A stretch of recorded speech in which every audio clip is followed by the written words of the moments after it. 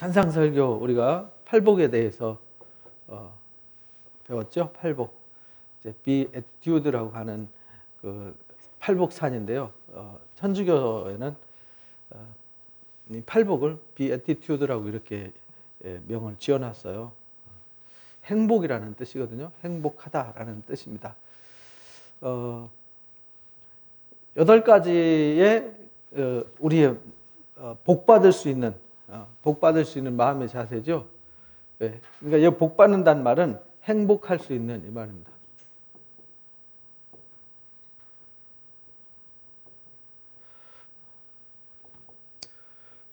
받을 수 있는 마음.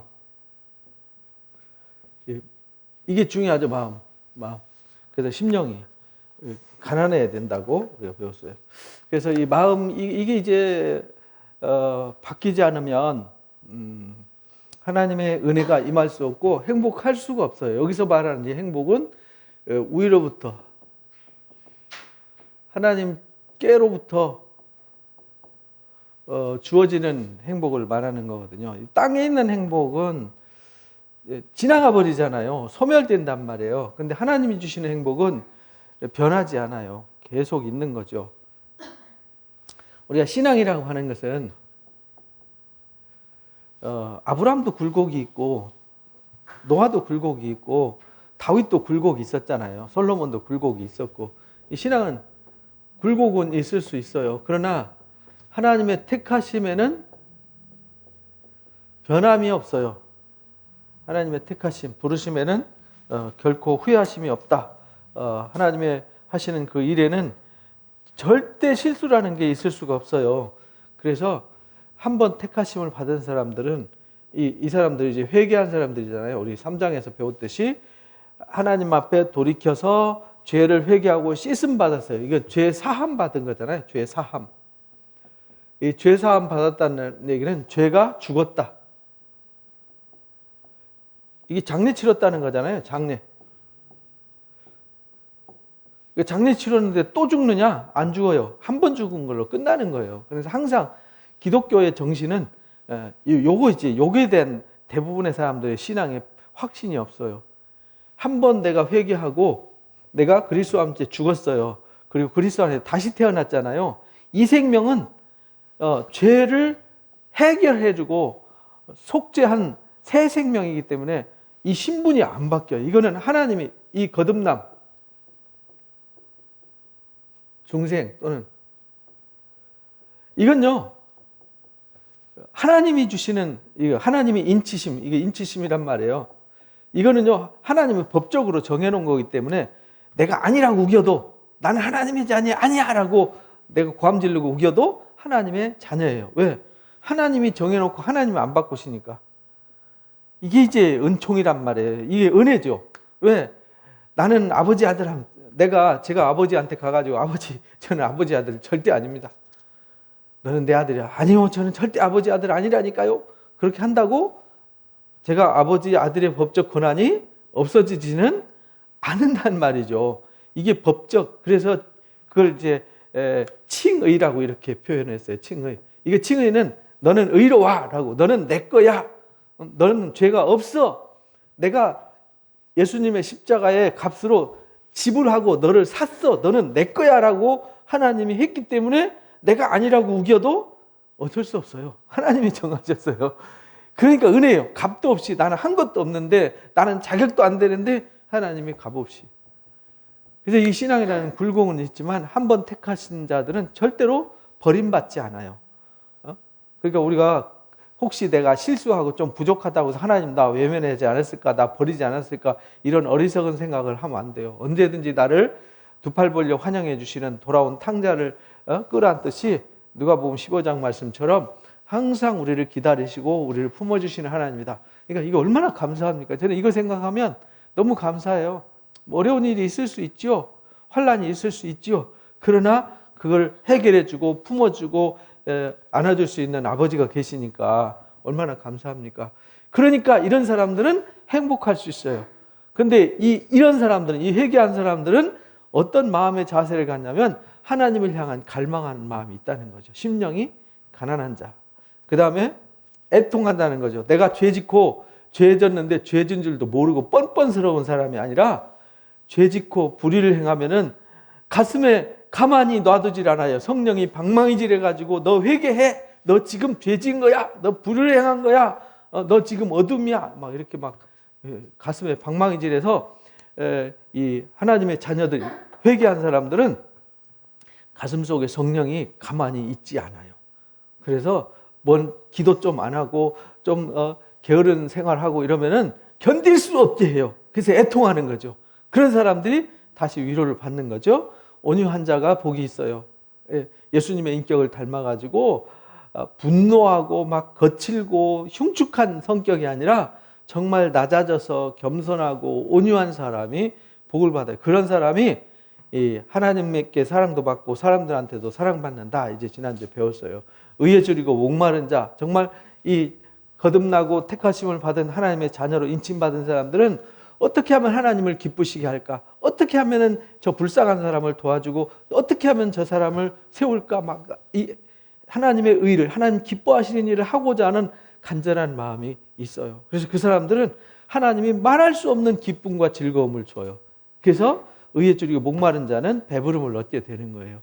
그리고 긍휼히 여기는 자는 긍휼히 여김을 받아요. 내가 남을 정말 어려운 사람들, 불쌍한 사람들, 상처받고 정말 바닥에 떨어진 사람들, 아무도 쳐다보지 않는 그 사람을 그 사람이 어떤 상태든지 상관하지 않고 주님이 우리를 긍휼히 여기고 안아주듯이 그렇게 안아주는 사람, 긍휼히 여기는 사람이 하나님의 긍휼이 늘 떠나지 않아요. 그래서 하나님께 긍휼을 얻을 수 있어요. 왜냐하면 하나님의 긍휼이 내 안에 있기 때문에 하나님의 긍휼이 나를 절대로 떠나지 않아요. 그래서 우리가 긍휼이 여김을 받는 삶을 산다는 말은 하나님의 긍휼이 임한다는 얘기는 내가 좀 힘들고 어렵더라도 하나님이 나를 불쌍히 여기셔서 나를 도와주시고 나와 함께 하신다라는 뜻이죠. 그리고 마음이 청결해야 돼요. 막 이중인격? 사람은 가면 쓰고 속일 수 있죠. 그러나 하나님 앞에는 절대 속일 수 없다. 그러니까 우리는요, 벌거벗고 살아야 돼요. 유리그릇 속에서 살아야 됩니다. 그러면은요, 절대 죄의 종이 될 수가 없어요. 마음이 청결해야 주님을 볼 수 있고요. 하나님의 말씀을 들을 수 있고요. 그래 하나님을 볼 수 있어요. 그리고 화평케 하는 자가 하나님의 아들이 돼요. 어딜 가나 화목하게 해야지 싸움 붙이고 갈등 만들고 이간질하고 뒤통수에 화살 꽂고 막 이런 사람이 되면 안 된다는 겁니다. 이런 사람들은 하나님의 자녀의 행복을 얻을 수 없어요. 이런 사람은 행복해요. 이런 자는 복이 있나니 복이 있나니 복이 있나니 복이 있나니 그냥 이런 사람들은 행복하여라 이런 사람들은 행복하여라 이런 말이거든요. 그래서 화평케 하는 자는 하나님의 아들이라 일컬음을 받기 때문에 행복한 거죠. 그래서 이 8가지를 늘 잊지 말고 이거 기도 제목 삼아야 돼요. 기도할 때마다 이 8가지 가슴 속에 내 인격과 성품이 이렇게 되어 있는가를 엎드려서 돌아보는 게 이게 기도예요. 그리고 의를 위해서 핍박받는 자, 하나님 기뻐하시는 일을 하기 위해서 하나님 나라와 의를 세워가고 잃어버린 양을 찾고 죽어가는 영혼을 살리고 병든 영혼을 치유하기 위해서 그리고 세상에 하나님의 뜻을 실현하기 위해서 달려나가서 일할 때 가는 데마다 노 하거든요. 가는 데마다 노. 세상은 다 언론에서 다 노 합니다. 정부에서 노 합니다. 이웃 사람들, 불신자들 다 노 합니다. 그래도 우리는 해야 되는 거예요. 그런 사람들에게는 상이 있다. 선지자들도 박해를 받았다. 그러나 우리가 그런 마음을 가지면 하나님의 나라를 소유하게 되는 것이다 라는 8가지 행복에 대해서, 행복의 조건에 대해서 지난주 공부했습니다. 이거 반복해서 계속 기도하고 돌아보고 다 외워야 돼요. 외우되 지식을 외우지 말고 이 정신을 가슴 속에 담아야 돼요. 외운다는 말은 내 영혼의, 내 피 속에 이 말씀이 흘러야 돼요. 이 정신이 흘러야 되죠. 이 팔복의 말씀이 내 피 속에 흘러야 돼요. 이 정신 속에죠. 정신. 영혼 속에. 그래서 마음에 새기라고 성경은 써요. 너는 이 말씀을 마음에 새겨라. 이걸 새기면 안 지워지잖아요. 새기면. 세상은 사랑을 쓰려거든 연필로 써라 이러잖아요. 왜? 잘못 쓰면 연필로 지우개로 빡빡 지우면 되니까. 근데 하나님의 사랑은 연필로 쓰면 안 돼요. 지워지면 안 되니까. 금강석 철필로 새겨야 돼요. 이 정신을 새겨야 된다. 그래서 이것이 머리에 있는 것이 아니라 가슴으로 내려와서 내가 이것을 삶으로 살아내는 의인이 되어야 된다. 이 사람이 하나님의 아들이다. 구속받은 하나님 백성이다. 이렇게 살면 반드시 행복하다. 결론은 이렇게 살면 반드시 행복하다. 우리가 행복하지 못한 이유는 그렇게 살지 못해서 그렇다. 심령이 가난하지도 않고 의에 줄이고 목마르지도 않고 또 애통하지도 않고 온유하지도 않고 의에 줄이고 목마르지도 않고 긍휼히 여기는 마음도 없고 마음도 청결하지 않고 화평하지도 않고 의를 위해서 핍박받는 것도 싫고 그러니까 불의가 나를 와서 지배하게 되는 거죠. 근데 이렇게 하면 불의가 올 길이 없어져. 이게 이 말씀이 내 피 속에 흐르면 이 죄라는 것이 불의라는 것이 들어올 수 있는 길이 원천 차단되는 거예요. 원천 차단. 들어올 수 있는 통로가 아예 없어지는 거예요. 그러니까 행복할 수밖에 없죠. 그러나 적당히 쥐구멍 뚫어놔놓고 살면 쥐새끼가 이 구멍으로 들어오고 저 구멍으로 돌아가지고 여기 갉아먹고 가고 저기 갉아먹고 여기다 똥 싸놓고 가고 저기다 똥 싸놓고 가고 이러니까 내 삶이 냄새나고 찌그러지고 상처나고 이렇게 되는 겁니다. 그래서 이 팔복을 우리는 정말 많이 기억해야 된다. 그래서 이거를 원래 이게 애티튜드는 TTI잖아요. TTI. 근데 여기 팔복산에는 T 하나 빠졌어요. 애티튜드. 애티튜드라는 말은 태도라는 뜻이잖아요. 자세, 태도. 근데 빠져가지고 이렇게 비애티튜드라는 말은 팔복이라는 뜻으로 명사로 고유 명사로 이렇게 쓰여지고 있어요. 그러니까 알고 보면은 이 비란 말은 어떻게 된다는 거잖아요. 한다, 된다. 존재를 나타내는 거니까 내가 바른 태도를 가지고 있다. 바른 태도로 산다. 그게 사실은 팔복이라는 거예요. 그래서 우리가 이걸 잊으면 안 된다. 그 다음에 이제 오늘 배워야 될 말씀은 13절입니다. 너희는 세상의 소금이다. 너희는 세상의 빛이다. 이렇게 선언을 하셨어요. 우리를 향해서 이제 우리가 지금 이제 팔복이 이 말씀이 이제 가르치시는 말씀을 따로따로 성경 말씀은요. 말씀은 따로따로 분리되지 않아요. 성경 말씀은 창세기부터 계시록까지 한 줄로 연결되어 있어요. 따로따로 분리해서 하나님 말씀은 설명이 되지 않습니다. 그러니까 이 팔복과 연결되어 있는 거예요. 우리가 이렇게 행복한 삶을 살 때 이 행복한 사람이 누가 되냐면 소금이 된다. 세상에서. 그리고 너희는 세상의 빛이 된다. 이렇게 말씀하시는 거예요. 그러니까 우리가 이 팔복의 말씀은 아무 상관없이 살면서 너희는 세상의 소금이야. 나는 소금이야. 이렇게 안 된다는 겁니다. 팔복의 말씀을 가슴에 품고 그 정신으로 사는 거듭난 사람, 변화된 사람, 그리스도인으로 다시 태어난 사람, 이 사람은 너희는 정체성이 모래하고는 달라. 이런 말이거든요. 그래서 너희는 소금이야. 세상에 맛을 내는 사람이야. 그런데 너희가 맛을 잃어버리면 무슨 의미가 있냐? 아무 쓸데없이 밖에 버려지지 않냐? 그래서 이 소금, 우리는 이 맛을 내는 사람이다. 그래서 이 맛이 뭐냐? 행복이잖아요. 사람들에게 우리는 뭘 나눠주는 사람이냐? 하나님 나라의 행복을 보여주고 느끼게 하는 사람들. 맛은 느끼는 거잖아요. 맛은 보나요? 맛은 느끼는 거란 말이죠. 그러면 나와 함께하는 사람들이 나를 통해서 하나님 나라의 맛을 느껴야 되는 거죠. 예수 믿는 사람 다르군.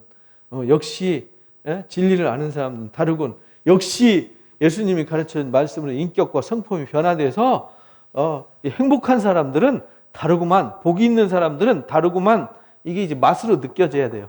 그래서 너희는 세상에 사람들에게 맛을 느끼도록 해주는 삶을 살아야 돼요. 그 맛이라는 것은 말과 행동과 표정과 삶을 통해서 느껴지는 거죠. 그래서 그들 속에 들어갔을 때 내 자신이 녹아지고 나 자신을 그들 삶 속에 희생해서, 이게 소금이라는 건 맛을 내려면 희생해야 되는 거잖아요. 희생 없이는 자기를 녹여야 되니까. 근데 녹이면 맛이 나니까 손해보는 게 아니라 행복하다 이런 말입니다. 그리고 너희는 세상의 빛이다.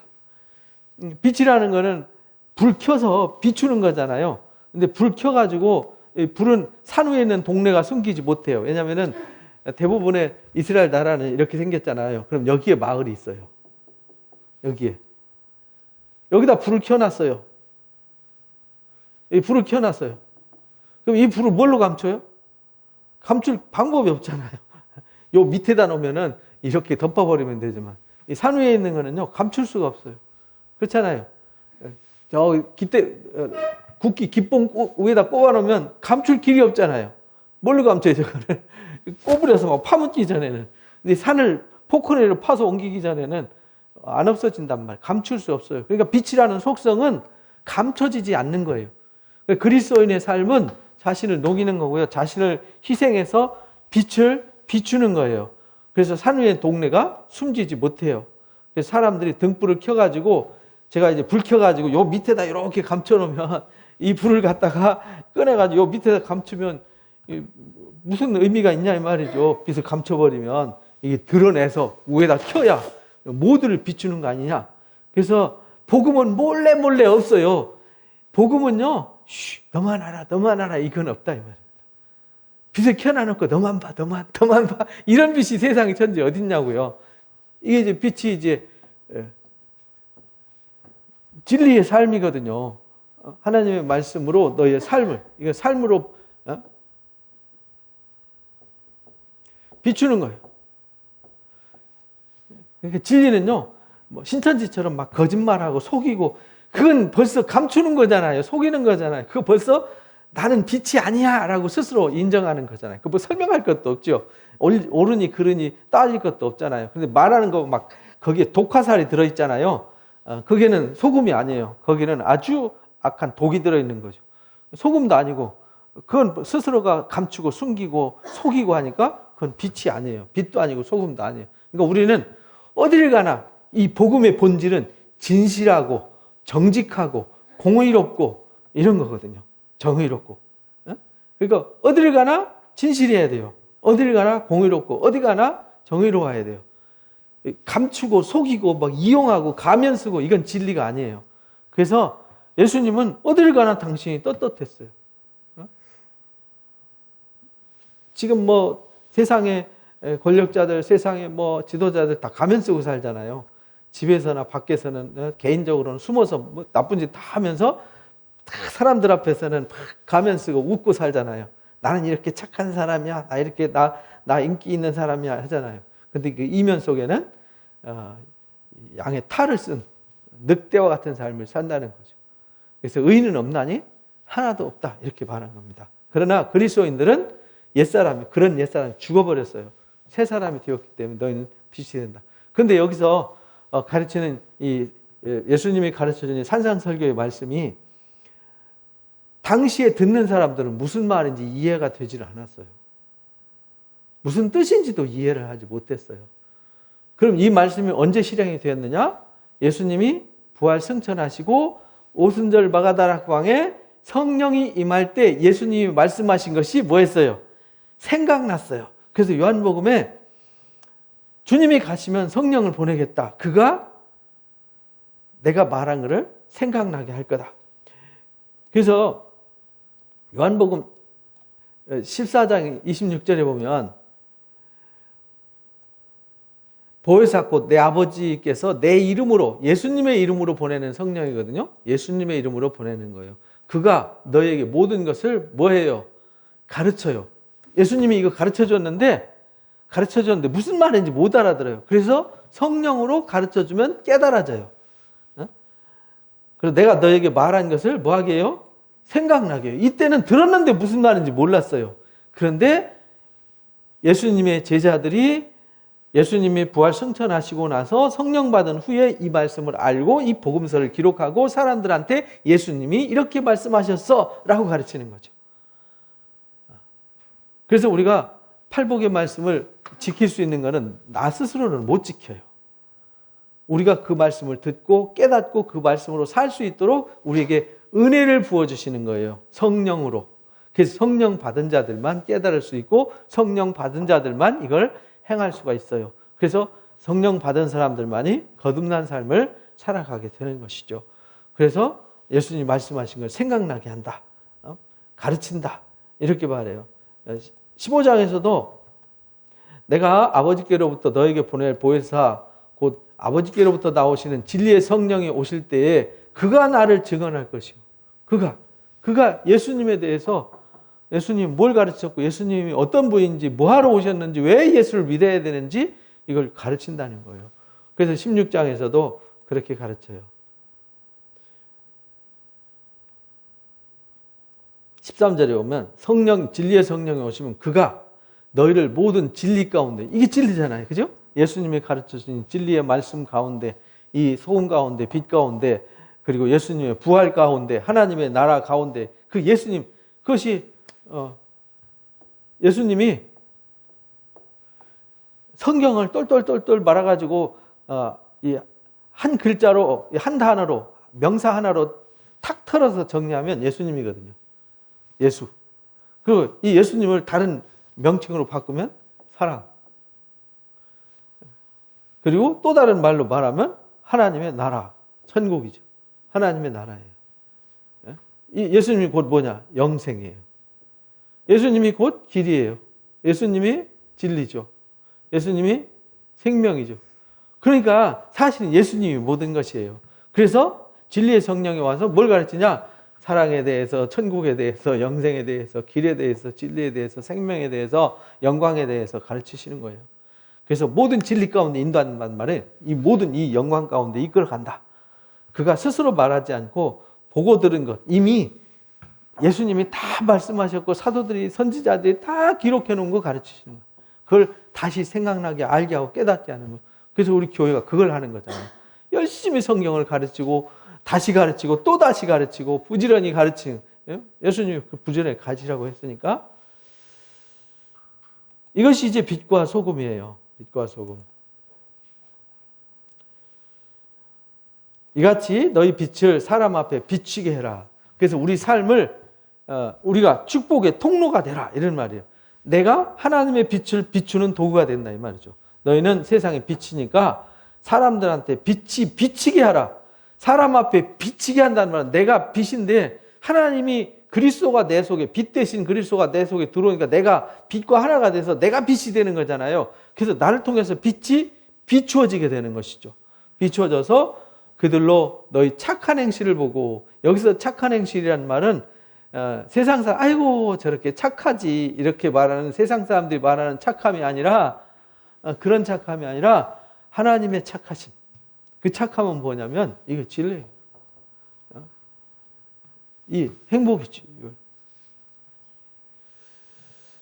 착한 행실을 보여주는 거죠. 행복한 삶을 보여주는 거죠. 빛의 삶을 보여주는 거죠. 소금의 삶을 보여주는 거죠. 진리의 삶을 보여줘서 사람들이 보고 하늘에 계신 하나님께 영광들. 아, 역시 예수 믿는 사람들은 저런 거구나. 아, 예수 믿으면 저렇게 되는 거. 아, 그러니까 예수를 믿어야 돼. 이렇게 돼야 된다는. 이걸 가르쳐서 이걸 알게 하는 게 진리의 성령의 역사예요. 마지막 하나님이 가셔서, 주님이 가셔서 보내시는 성령이 오늘 우리에게 그걸 알게 하고 깨닫게 하고 가르치는 거죠. 그러면서 여기 이제 17절부터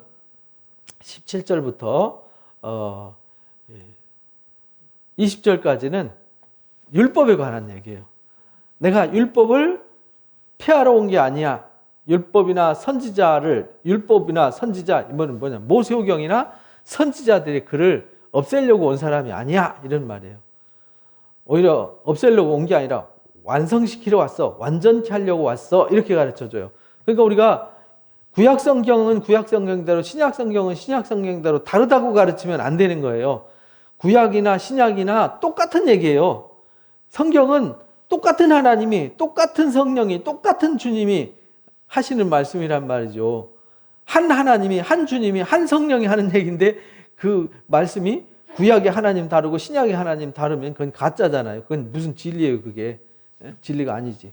그러니까 누구는 구약의 하나님, 신약의 하나님 이렇게 따지는데 율법주의 뭐 어쩌고 저쩌고 하는데 율법주의도 잘못된 거예요. 율법주의도 사실은 없는 거예요. 그 유대인들이 만들어낸 거죠. 잘못된, 만들어낸 거죠. 그래서 이렇게 나는 폐하러 온 게 아니라 완전하게 왔다. 진실로 너희에게 이른다. 천지가 없어지기 전에는 천지, 하늘과 땅이 없어지기 전에는 율법의 1.1획도 없어지지 않는다. 율법의 제일 작은 글씨가 보통 이제 알레프, 베이트, 기멜 이렇게 달렛 이렇게 써가는데 히브리 알파벳 중에서 제일 작은 글씨가 이런 게 있어요. 이렇게 살짝 꺾는 점에 불과해요. 그걸 요트라고 그래요. 이 요트 하나도 없어지면 하나님의 말씀이 되지를 않아요. 그러니까 이 점 하나조차도 없어지지 않는다는 말은 점 하나도 틀리지 않고 다 이루신다. 그 말은 여기 이 점이 없어져서 문제가 된다는 게 아니라 이 점이 없어지면 이 단어가 무슨 말인지 말이 안 돼요. 그 말은 주님이 말씀하신 의도는 절대로 변하지 않는다. 주님의 말씀하신 의도는 예정하신 섭리는 절대로 바뀌지 않고 다 이루신다. 그러니까 율법이나 선지자들 통해 하신 말씀도 없어지는 게 아니다. 그러므로 누구든지 이 계명 중에서 지극히 작은 것 하나라도 버리면 안 된다. 그러니까 창세기부터 계시록까지 버릴 말씀이 있어요, 없어요? 없어요. 그러면은 제사들이라는 속죄제사, 번제제사, 화목제사를 지금도 지켜야 되나요? 지키고 있죠. 제물이 옛날에는 양이었는데 이제 그 양이 누가 된 거예요? 예수님이 양이 되신 거죠. 예수님이 소가 되신 거고요. 예수님이 염소가 되신 거잖아요. 그리고 구약의 율법 다 지켜야죠. 근데 그 율법을 어떻게 지키냐? 뒤에 설명이 나오는 거예요. 그래서 지극히 작은 거 하나라도 버리면 안 돼요. 그렇게 가르치는 자는 천국에서 지극히 작다 일컬음 받고 누구든 이를 행하며 가르치는 자는 천국에서 크다 일컬음 받는다. 그러니까 율법 1점이라도 다 이거는 하나님의 말씀이야. 이거 다 지켜야 돼. 라고 가르치는 사람은 천국에서 크다고 일컬음 받는다. 그러면서 내가 너에게 이른다. 너희 의가, 너희의 의로움이 서기관과 바리새인보다 더 낫지 못하면 결코 천국 못 간다. 이렇게 가르치셨어요. 그러니까 우리가 행복한 신앙을 하고요. 빛으로 살고 소금으로 살고 우리가 율법의 1.1획도 이거는 구약이야, 이건 신약이야 해서 분리시키고 이거는 소중한 거야, 이거는 덜 소중한 거야 이렇게 가르치면 안 된다는 거예요. 그러면은 우리가 하나님 나라 못 간다.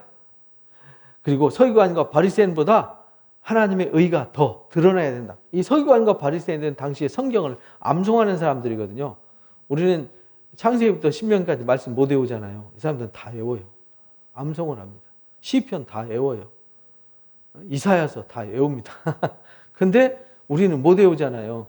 근데 그들보다 더 의로워야 된다. 근데 그들은 말씀의 지식은 많지만 행하지 않았어요. 그래서 우리는 말만 하는 말쟁이가 되지 말고 말씀을 빛으로 소금으로 드러내라. 그래서 행복한 삶을 살아내라. 그러면 천국에 들어갈 수 있다. 이렇게 역설적으로 설명하는 거예요. 그러면서 율법을 설명해요. 율법의 4가지를 가지고 4가지 주제. 살인하지 마라. 맹세하지 마라. 또 간음하지 마라. 이는 이로 눈은 눈으로 갚으라는 원수 갚으라는 이 말씀을 너희가 잘 이해해야 된다. 이 4가지를 율법을 뽑아가지고 대표적인 말씀을 가지고 율법은 없어진 게 아니라는 걸 가르치는 거예요. 율법은 폐해지지 않았어. 완성된 거지. 그러면서 옛사람 모세 때, 옛사람 모세잖아요. 모세오경에는 살인하지 말라고 기록됐지. 그러면 출애굽기 20장과 신명기 5장에 이제 7째 계명이 살인하지 마라 하잖아요. 6번째가 7번째가 간음하지 마라고. 살인하지 마라. 누구든지 살인하면 심판받는다고 너희가 들었지 않냐? 근데 나는 너희한테 이른다. 여기 살인하지 말란 말이 무슨 뜻이냐면 이라고 나는 다시 너에게 말한다 해서 이 율법을 없애는 게 아니라 살인하지 말라 한 말씀을 폐하는 게 아니라 나는 너에게 이른다. 형제에게 노하는 자마다 심판을 받고 형제에 대해서 라가라고 하는 히브리 욕설이에요. 예? 형제들한테 욕만 해도 공회에 잡혀가고 미련한 놈이라고 무시만 해도 인격을 모독하고 무시만 해도 지옥불에 들어간다. 이렇게 설명해요. 무슨 말이냐면 예수님이 살인하지 마라 이러는데 율법은 나는 피하는 게 아니야. 살인은 어디서부터 오느냐? 마음속에서부터 나오는 거야 이 말이에요. 그러니까 마음속에서부터 근원을 없애라는 거죠. 언젠가는 참지만 참아서는 해결이 안 돼요. 참다가 어느 날 한 번에 무너져 버리는 거잖아요. 그렇죠? 그래서 평생 도덕 윤리 따지면서 의롭게 살아도 하루에 한 번 실수하면은 아웃되는 거잖아요. 여기서 예수님이 그걸 가르치시는 거예요. 살인하지 마라. 살인은 행위잖아요. 살인 행위 하지 않으면 괜찮은데 괜찮다고 옛날에는 말했는데 지금은 내가 너희한테 가르치는 이 새 계명은 너희는 살인할 수 있는 마음이 아예 없어야 돼 이 말이에요. 그래서 너희가 그리스도와 함께 십자가에 못 박혀 뭐 해야 돼요? 죽어야 된다는 거죠. 그래서 살인하고자 하는 그 마음 자체가 없어야 된다. 그래서 우리가 제사 드리다가 예물 드리다가 이 말은 예배하다가 형제에게 원망 들을 만한 일이 생각나면 그거 놓고 가서 형제와 화해하고 예배해야 된다. 그러니까 우리가 원수 맺고 와가지고 서로 미워하고 시기하고 막 질투가 가득한 상황에서 막 신경전 벌리면서 드리는 예배는 안 받아 이 말이에요. 그건 가인의 제사야. 아벨의 제사를 나는 원하는 거야. 이렇게 가르쳐 주시는 거예요. 그럼 너는 너를 고발하는 자와 함께 길에 있을 때 급히 사와라. 결국은 그렇게 되면 고발하는 자가 재판관에 넘겨져서 옥리에게 내어주며 옥에 가둘까 염려하라. 그러니까 우리가 용서하는 마음이 없으니까 불쌍히 여기는 마음이 없으니까 우리가 마음이 변화되지 않아서 시기, 질투, 원망 막 악한 마음이 꽉 찼는데 안 그런 척하고 가면 쓰고 사는 것은 아니라는 그런 사람은 하나님 나라 못 가요. 가면 쓰는 신앙은 하나님 나라 못 갑니다. 그래서 솔직 담백한 마음이 청결한 자가 돼야 되는 것이죠. 화평케 하는 자가 돼야 되고요. 긍휼히 여기는 자가 돼야 되고요. 이런 사람이 돼야 되는 거예요. 진실로 너희는 한 푼이라도 남김없이 갚기 전에 못 나온다. 그러니까 회개에 합당한 열매를 맺지 않으면 하나님 나라 못 간다. 3장에서 우리가 세례 요한이 그렇게 외쳤잖아요. 그럼 두 번째 이제 주제를 가고 간음하지 말라라고 7번째 계명 너희들이 배웠지? 이렇게 말해요. 나는 너희한테 이른다. 음욕을 마음으로 품고 여자를 보는 자마다 마음에 이미 간음했느니라. 그러니까 눈이 범죄하고 손이 범죄하면은 아예 그걸 찍어버려라 이렇게 말해요. 너를 실족하게 하거든 빼버려라. 백체 중에서 하나가 없어지고 온몸으로 지옥불에 던져지지 않는 것이 유익하다. 그 다음에 내 손이 실족하게 하거든 찍어버려라. 내 백체 중에서 하나도 없어지고 온몸이 지옥에 던져지지 않는 것이 차라리 낫지 않냐. 예수님은 마음으로부터 그러니까 어떤 행위가 나오기 전에 이 마음은 가면 쓰고 숨기고 있지 말라는 거예요. 그것이 내 마음속에 솟아나면 언젠가는 이것이 문제를 일으키니까 아예 마음속에서 이것이 자라지 못하도록. 그래서 우리가 늘 말씀의 돋보기로 우리 마음 방에 가서 돋보기 가지고 쫙 살펴보는 거예요. 이 바퀴벌레가 들어오는지 쥐새끼가 들어오는지 바이러스가 들어오는지 구멍을 보고 들어오는 구멍이 있으면은 막고 거기 더러운 게 있으면은 그리스도의 보배로운 피로 싹 청소시키고 이걸 매일 하라는 거예요. 청소를 하루만 하지 말고 한 번만 하지 말고 주님 올 때까지 두루마기를 빨아입는 자는 복이 있다. 계시록 22장에 그렇게 말하잖아요. 그가 성에 들어갈 권세를 얻는다. 이렇게 말씀하세요. 우리는 매일 빨래해야 돼요. 마음의 빨래, 성품의 빨래, 인격의 빨래를 해야 돼요. 그래서 내 마음속에 간음하고자 하는 마음, 내 마음속에 살인하고자 하는 마음, 이런 것이 근원적으로 차단되게 해야 된다. 이것이 변화된 사람이고 성화된 삶이다. 그래서 그리스도의 장성한 분량에까지 자라야 되는 거다. 이렇게 가르치는 겁니다. 그래서 일렀을 때 누구든지 아내를 버리거든 이혼 증서를 써주라고 이렇게 신명기에 가르쳐 줬는데 나는 너희한테 이른다. 누구든지 음행한 이유 없이 아내를 버리면 그로 간음하게 하는 것과 같다. 그러니까 자기 욕심을 이루기 위해서 함부로 이혼하고 함부로 뭐 사고치고 문제 일으키고 하지 마라. 이렇게 가르쳐 주셨어요. 또 옛사람이 말한 바 맹세하지 말라. 이렇게 가르쳐 줬는데 난 너희한테 말한다. 도무지 맹세하지 마라. 우리는 성경에 맹세하지 말라고 그랬는데 맹세한 것은 주께 지키라고 이렇게 성경 배웠는데 나는 너희한테 말한다. 맹세하지 마라. 하늘로도 맹세하지 말고 땅으로도 맹세하지 말고 예루살렘으로도 하지 마라. 왜? 그것이 하나님의 보호자고 발등상이고 큰 임금의 성이 되기 때문이다. 내가 내 머리로도 하지 마라. 내 머리로도 맹세하지 말고 어떤 건 또 맹세하지 마라. 왜냐하면 네가 이 머리카락 하나도 희고 검지 못하는 무능력하면서 네가 무슨 내가 절대 내 이름으로 맹세한다. 누구 이름으로 맹세한다. 내 삶을 두고 맹세한다. 너는 네 머리카락 하나도 마음대로 바꾸지 못해야 된다. 그런 무능한 인간을 뭘 믿고 맹세하겠냐 이 말이에요. 오직 너희는 그냥 옳은 건 옳다 하고 아닌 건 아니라고만 해라.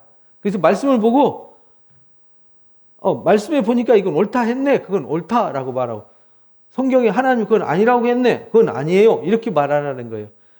괜히 그 객기 부리고 나는 어쩌고 저쩌고 하면서 맹세하고 나는 잘할 수 있다고 막 이렇게 하지 말라는 겁니다. 도무지 맹세하지 마라. 하늘로도 말고 땅으로도 말고 예루살렘으로도 말고 자신의 머리로도 하지 마라.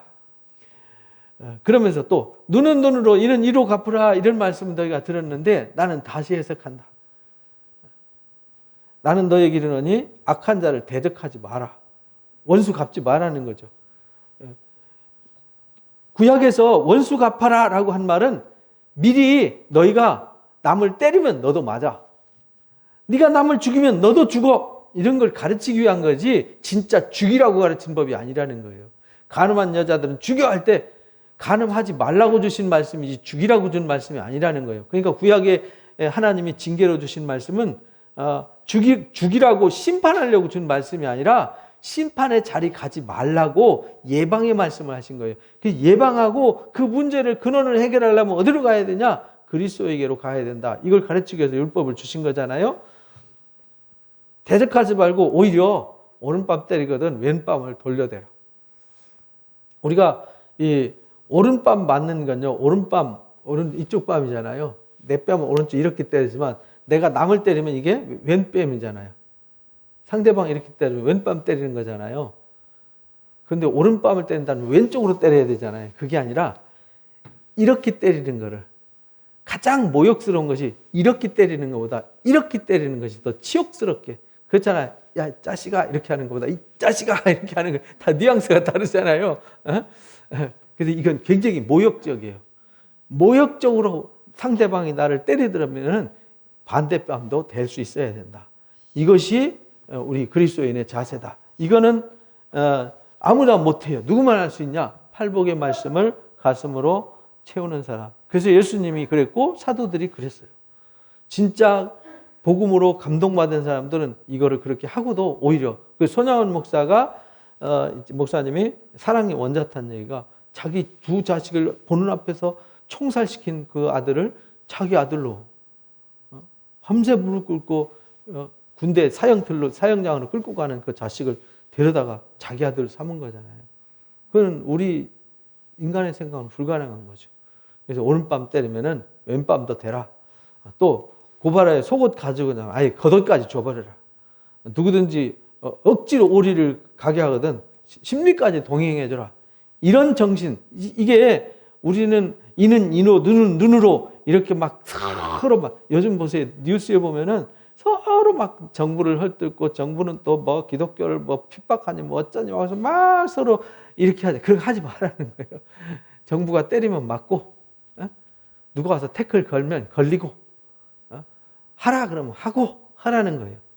정부와 싸우지 말고 누가 동네 사람들이 뭐라고 한다고 해서 교회에 대해서 욕했다고 해서 동네 사람들과 싸우지 말고 주차장 갖고 동네 사람들과 싸우지 말고 이런 말이거든요. 세상 사람들처럼 하지 말라는 거예요.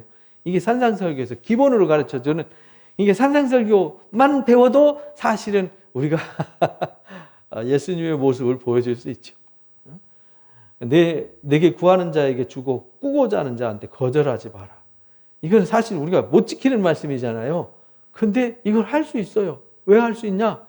이렇게 한다고 해서 하나님이 다 거덜나도록 놔두지 않기 때문에 이렇게 하라 그러는 거죠. 내 이웃을 사랑하고 원수를 미워하라 하는 말씀을 너희가 들었는데 나는 너에게 이른다. 원수를 사랑하며 박해하는 자를 위해서 오히려 축복하고 기도해라. 이건 사도들 뒤에 나오는 예수님의 제자들 똑같이 가르쳤잖아요. 이와 같이 한즉 하늘에 계신 너의 아버지의 아들이 되는 거다. 이는 하나님이 그 해를 악인과 의인에게 비추지 않냐. 비도 의로운 자, 불의한 자에게 똑같이 내려주지 않냐. 하나님은 악인이나 의인이나 똑같이 사랑하신다는 거예요. 의인만 사랑하고 악인은 미워하시는 하나님이 아니고 집 나간 자식도 사랑하고 집안에서 아버지 옆에서 죽도록 헌신하는 그 자식도 사랑한다는 겁니다. 그러니까 하나님은 원수까지도 사랑하세요. 그래서 우리도 하나님과 원래 원수였었잖아요. 에베소서에 보면 그렇게 말씀하시잖아요. 에베소서 2장에 그와 허물과 죄로 죽었던 너희를 살리셨다. 그때 너희는 그 허물과 죄 가운데 있었다. 이 세상의 풍조를 따라 공중권세 잡은 자를 따랐다. 불순종 아들들 가운데 역사하는 영인데 전에 우리도 다 그 가운데 우리 육체의 욕심을 따라 지나면 육체의 마음이 원하는 것을 하여 다른 이들과 같이 본질상 진노의 자녀였다. 하나님과 왼수지간이었다. 이런 말이죠. 그러나 긍휼이 풍성하신 하나님이 우리를 사랑하신 그 크신 사랑으로 우리를 허물과 죄로 죽었던 우리를 그리스도로와 함께 그리스도로 말미암아 살리신 거다. 그러니까 우리가 그 은혜를 입었으니까 우리도 그렇게 살아라 이렇게 말씀하신 거죠. 그래서 빌립보서 2장 5절에 우리가 유명한 말씀이죠. 너희는 예수님의 마음을 품어라. 예수님은 하나님과 본체이시고 동등대지만 자기를 비워서 종의 형체를 입고 사람과 같이 낮아졌을 때 죽기까지 복종했을 때 십자가에 죽으실 때 하나님이 그를 지극히 높이셔서 모든 이름 위에 뛰어난 이름 주셨고 하늘에 있는 자나 땅에 있는 자나 땅 안에 있는 자들로 모든 이름을 그 무릎 앞에 꿇게 하셨다. 그러니까 죽어도 죽는 게 아니다. 원수를 축복해도 내가 손해보는 게 아니다. 내가 오리를 가자고 할 때 심리 가주는 거 손해보는 게 아니다. 겉옷달라 할 때 속옷까지 벗어주는 것이 손해보는 게 아니다. 하나님이 더 큰 것을 주시는 거다. 이런 말입니다. 하나님이 쪽박차고 다 걸뱅이 되도록 놔두는 하나님이 아니시라는 거죠. 그런 마음의 자세가 중요하다는 것을 산상설교를 통해서 분명하게 가르쳐 주시는 거예요. 그래서 우리가 원수까지도 사랑해라. 오히려 박해하는 자들을 위해서 기도하라. 이같이 한즉 하나님이 똑같이 사랑해 주듯이 그들에게도 내려주신다는 걸 잊지 마라. 너희가 너희를 사랑하는 자를 사랑하면 무슨 상이 있겠냐. 남들처럼 똑같이 하고 세상 사람들과 똑같이 하면 세리들도 다 똑같이 하는데 그럼 너희와 세리들과 죄인들과 다른 게 뭐냐 이 말이죠.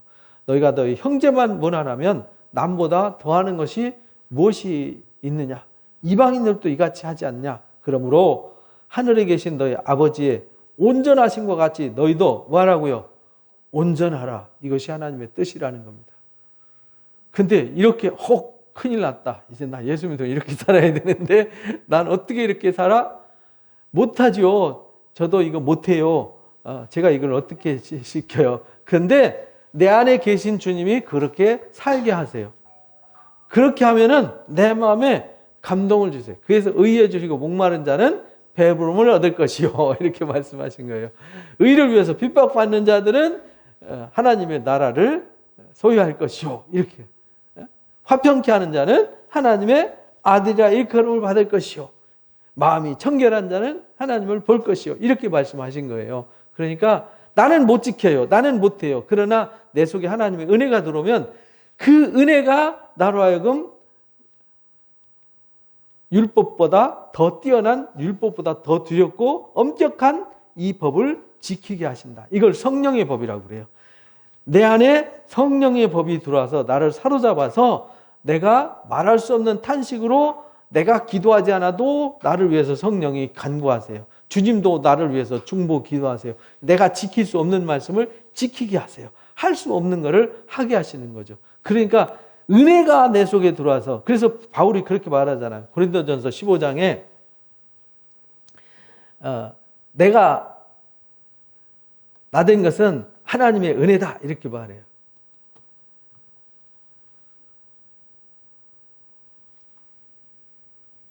고린도전서 15장이죠.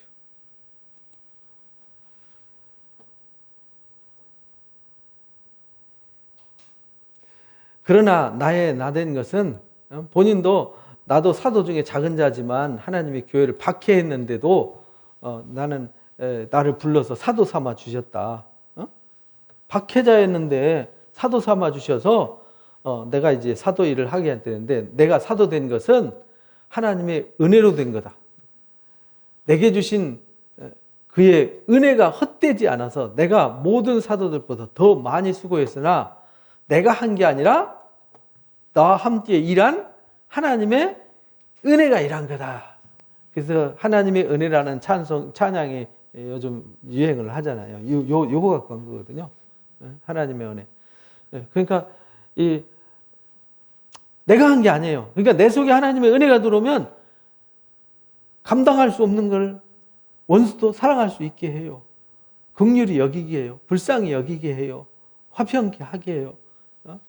의에 줄이고 목말라져요. 이거는 하나님의 은혜가 임하면 행복해지는 겁니다. 그러니까 예수님이 오늘 5장에 가르쳐 주신 말씀, 야 큰일 났다. 나 예수 믿으면 이렇게 못 살아. 그게 아니라 예수님이 가르쳐 주실 때 사도들도 이걸 못 지켰어요. 그런데 성령 받고 나서는 이걸 지켰어요. 근데 사도들이 지킨 게 아니에요. 바울이 고백하잖아요. 나의 나된 것은 하나님의 은혜고 그 은혜가 헛되지 않아서 내가 사도들보다 열심히 더 수고했지만 그 수고한 것조차도 내가 한 게 아니야. 내 속에 있는 하나님의 은혜가 일한 거야. 이렇게 말했잖아요. 그러니까 내 속에 하나님의 은혜가 일하면 할 수 없는 것도 하게 돼요. 그러니까 걱정 안 해도 됩니다. 그럼 우리가 그래서 히브리서에 그러잖아요. 우리가 은혜를 받자, 힘써 은혜를 받자 이렇게 말하잖아요. 그러니까 은혜를 많이 받으면 무엇이든지 다 감사하고 기쁘고 무엇이든지 다 소중하고 가치가 있는데 은혜 안 받으면 이것도 안 되는 것 같고 저것도 안 되고 이것도 꼴보기 싫고 저것도 꼴보기 싫고 이게 마음이 다 부정적이 돼요. 비판적이게 되고요. 그래서 남 비난하고 정죄하고 헐뜯으면서도 자기가 무슨 말 하는지도 몰라요. 이게 뭐냐면 은혜가 떠나면 그렇게 돼요. 그러나 은혜가 임하면 원수도 안아줄 수 있다 이 말이죠. 그건 내 힘으로 안 되는 거예요. 그래서 산상설교의 말씀, 나는 빛이 아니에요. 나는 소금이 아니에요. 그런데 소금이 될 수 있어요. 빛이 될 수 있어요. 뭐가? 하나님의 은혜가 내 속에 들어오면 그 은혜가 그렇게 되게 하는 거예요. 그 은혜가 기도하게 하고 그 은혜가 말씀을 읽게 하고 그 말씀을 읽을 때 들을 때 그 감동을 받아서 옆에 사람들한테 전해주고 옆에 사람들한테 비춰주고 흘러보내서 누군가를 보듬어주고 안아주고 이렇게 할 수 있다는 거죠. 이게 하나님의 은혜다. 그러니까 은혜보다 중요한 게 없죠. 그래서 에베소서 1장에서도 은혜가 그리스도 안에서 그 은혜가 우리로 구속받게 했다. 그 은혜가 우리를 사망의 권세에서 생명의 자리로 옮겨줬다. 은혜로 우리가 구원을 받은 거다. 은혜로 믿음을 선물 받은 거다. 우리가 믿는 이 믿음조차도 하나님의 은혜로 주신 선물이다. 이렇게 가르쳐 주셨어요. 그러니까 우리가 은혜 받는 일에 열심을 내면요, 나머지는 알아서 됩니다. 왜? 내 속에 있는 은혜가 일하기 때문입니다. 그렇게 은혜로 승리하시기를 주님의 이름으로 축복합니다.